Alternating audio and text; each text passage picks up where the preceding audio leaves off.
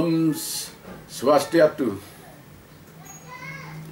Teman-teman semua, saya ingin bercerita yang ringan saja kali ini. Menceritakan seorang perampok jalanan. Perampok ini sudah berkeluarga, punya istri, punya anak. Dan dari hasil merampok ini, dia bisa menghidupi keluarga itu.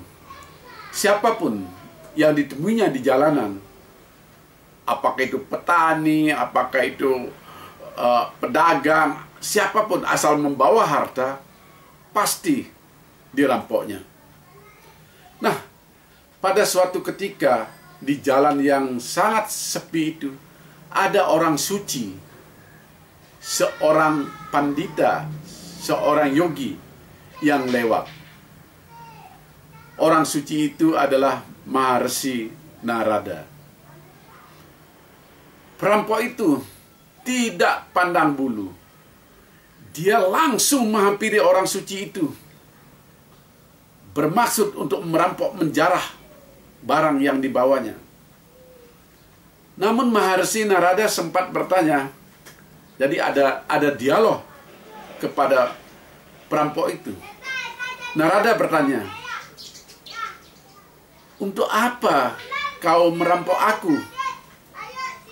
Perampok itu langsung menjawab, "Saya merampok untuk menghidupi keluarga saya." Maharsi Narada sempat tersenyum dan kemudian berkata kepada perampok itu, "Hai seorang lelaki yang mengaku perampok, ketika kamu merampok seseorang, kamu memiliki banyak dosa.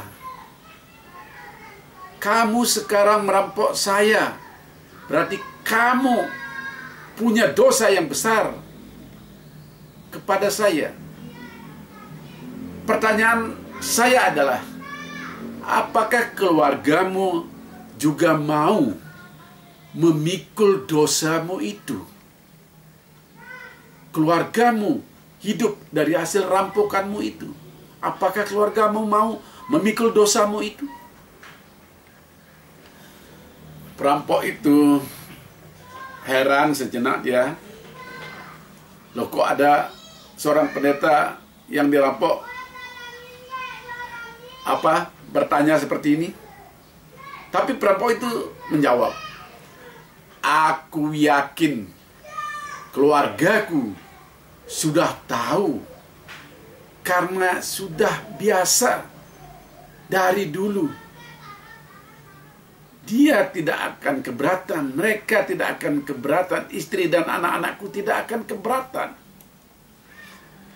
Kemudian Narada pun menjawab, "Baiklah, kalau begitu, ikat aku di sini, ambil barang-barangku, tetapi cobalah kau pulang sejenak.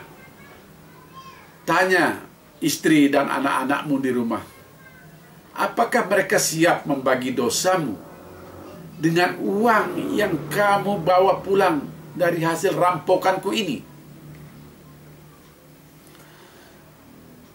Aneh, perampok itu kok mau menuruti kata-kata Maharsi Narada. Dia mengikat Narada di sebuah pohon, lalu lari ke rumahnya. Di rumahnya, perampok itu menanyai semua anggota keluarganya dengan pertanyaan yang sama. "Apakah kalian, istriku, kamu mau membagi dosaku? Karena apa yang aku bawa ini adalah hasil dari merampok." Begitu juga dia bertanya kepada anak-anaknya, "Wahai anakku, apakah anak-anakku mau menanggung dosa bapakmu karena bapakmu punya penghasilan dari hasil merampok?" Ternyata istri dan anak-anak itu kaget. Dan dia langsung menjawab, "Tidak, tidak, tidak." Apa yang terjadi? Perampok itu menangis. Selama ini dia tidak pernah bertanya seperti itu kepada keluarganya.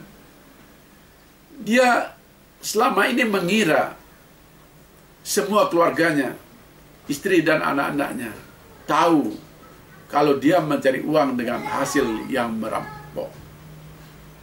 Lalu dengan berurai air mata, perampok itu kembali mendatangi Maharsi Narada yang sedang terikat. Ia lepaskan ikatan yang melilit di badan Maharsi. Ia memohon ampun dan justru memohon bimbingan. Maharsi kemudian mengajari perampok itu bagaimana hidup yang baik, dan juga diajari juga bagaimana memuja Tuhan. Seseorang haruslah selalu memuja kepada Tuhan, tidak boleh dilupakan. Perampok itu ternyata menurut, dan dia menyatakan bertobat,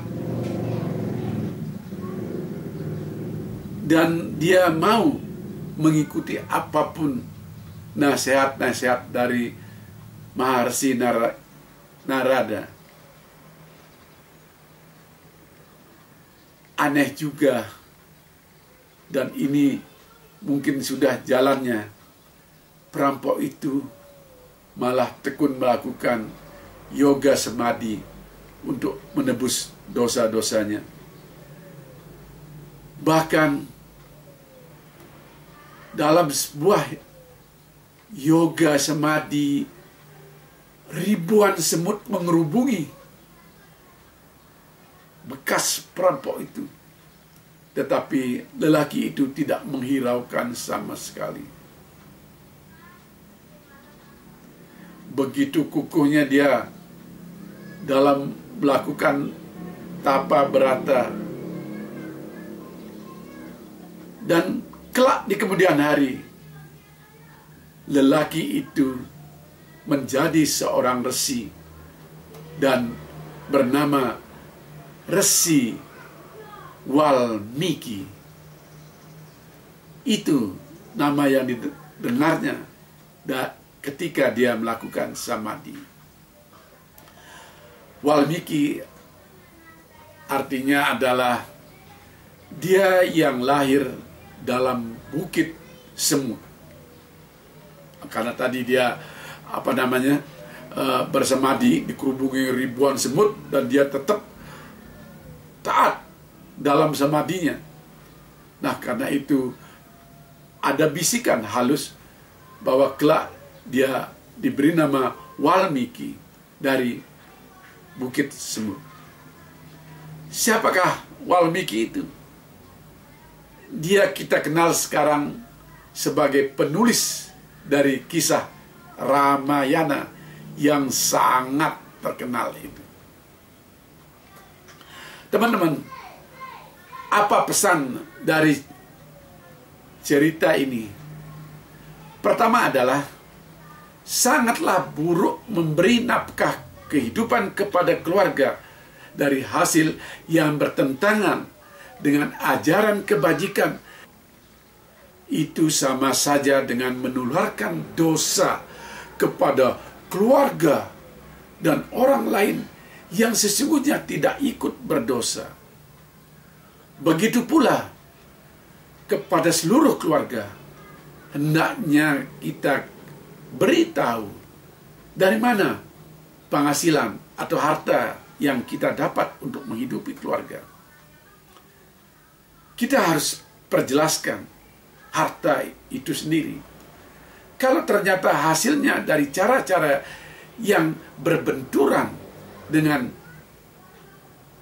ajaran agama, itu penuh berlumur dosa dan hendaknya itu ditolak. Kepada para istri yang ada di rumah mungkin hanya mengandalkan kehidupan dari suaminya. Sesekali bertanyalah kepada suaminya kalau sang suami membawa harta berlebih, Mas, atau beli, atau Bapak, bagaimana cara memanggilnya, terserah. Apakah ini uang yang sesuai dengan jalan dharma, diperoleh dengan cara-cara yang bagus, atau di agama lain disebut apakah ini harta yang halal? Dengan demikian sang suami pasti akan diingatkan untuk selalu berbuat baik. Kalau dia merasa uang itu tidak diperoleh dengan cara-cara yang baik, maka uang itu mungkin dikembalikan atau diserahkan kembali kepada orang lain, sehingga harta yang diterima itu adalah harta yang sangat bersih. Sekarang ini banyak sekali para istri dan anak-anaknya tidak tahu bagaimana suami mencari nafkah. Apakah betul mengandalkan dari pekerjaan yang sah? Apakah tidak mencuri, seperti melakukan korupsi, pungutan liar, yang sekarang ternyata masih menggebu-gebu walaupun ada satgas pungutan liar. Bahkan banyak para istri yang justru senang melihat penghasilan suaminya menanjak terus tanpa peduli apakah itu hasil dari korupsi atau hasil dari pungutan liar.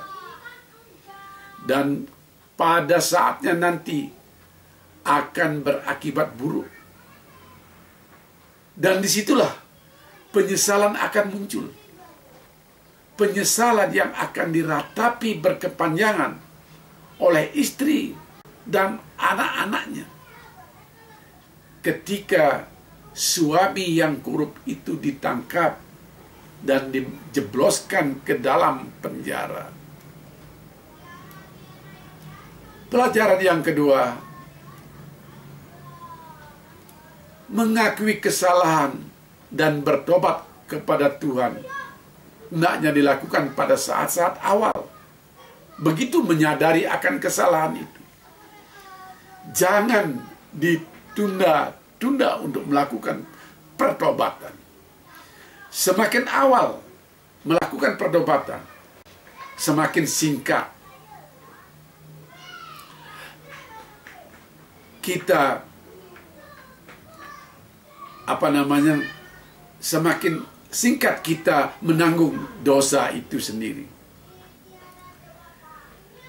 Hidup ini juga begitu singkat, dan kematian itu adalah penuh misteri. Tidak tahu kapan datangnya, bisa esok, bisa sebulan lagi, 2 bulan lagi, setahun lagi. Kita tidak tahu kapan datangnya kematian itu sendiri. Kalau kematian itu datang sementara pertobatan atau usaha memperbaiki diri kita belum dilakukan, maka dosa akan dibawa ke alam sana, penuh dengan siksaan di alam neraka, sebagaimana yang diajarkan dalam agama kita. Kitab Sara Samuscaya pada sloka-sloka di awalnya sudah memberikan pedoman bagaimana memperbaiki diri dari beban dosa akibat perbuatan jahat. Baik kejahatan itu dilakukan pada saat kelahiran kita di masa lalu, kelahiran kita sebelumnya, karena kita percaya reinkarnasi, maupun kejahatan yang menimbulkan dosa yang dilakukan pada kehidupan ini. Sloka 2 Sara Samuscaya sudah menyebutkan, terlahir menjadi manusia bertujuan untuk melebur perbuatan-perbuatan jahat ke dalam perbuatan-perbuatan baik, sehingga tidak ada lagi perbuatan-perbuatan jahat yang masih tersisa dalam kehidupan ini, dalam diri kita. Inilah hakikat kita menjadi manusia. Hanya dengan menjadi manusia, hanya dengan lahir sebagai manusia, kejahatan itu dapat kita lebur dan menjadikan kebajikan. Jadi kesempatan lahir menjadi manusia itu adalah sangat penting. Siapa tahu dalam kehidupan yang di masa lalu kita banyak berbuat yang tidak baik. Inilah kesempatan kita untuk memperbaiki kehidupan itu sendiri. Jika kelahiran yang baru dimaksudkan untuk melebur kejahatan di masa kelahiran sebelumnya, ini adalah konsep karma pala dikaitkan dengan reinkarnasi. Lalu kenapa kehidupan yang baru ini harus ditambah pula dengan kejahatan? Wong kita lahir untuk memperbaiki hakikat kehidupan kita. Siapa tahu ada kehidupan yang salah masalah. Lah kok sekarang dalam kehidupan yang sekarang kita tambah dengan kejahatan? Nah, itu tidak boleh terjadi. Memang manusia diberi sifat-sifat baik dan sifat-sifat buruk. Ada kalanya kita berbuat salah, ada kalanya kita berbuat hilaf. Namun kalau itu sudah disadari, kesalahan itu sudah disadari, kehilapan itu sudah disadari, cepat-cepatlah bertobat. Jangan ditunda-tunda. Contohnya adalah perampok yang saya ceritakan tadi, yang kemudian bernama Resi Walmiki. Setelah dia tahu dan diberitahu kesalahannya, ternyata dia langsung menyatakan tobat dan kemudian memperbaiki dirinya. Mau menekuni ajaran agama dengan benar. Mau mengikuti nasihat-nasihat Resi Narada. Akhirnya dia kemudian menjadi Resi yang agung, penulis kitab Ramayana yang begitu masyhur, begitu terkenal.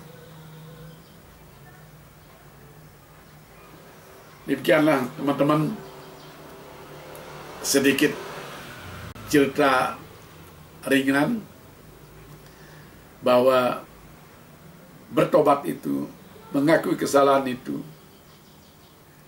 adalah langkah yang sangat baik sekali, dan mari kita lakukan lebih cepat, lebih baik, seperti yang sering diucapkan oleh Bapak Yusuf Kalla. Sekian, mudah-mudahan nanti kita bisa berdiskusi dengan baik, boleh mengangkat masalah reinkarnasi, karma pala, pertobatan, atau apapun, silahkan kita kembangkan. Terima kasih.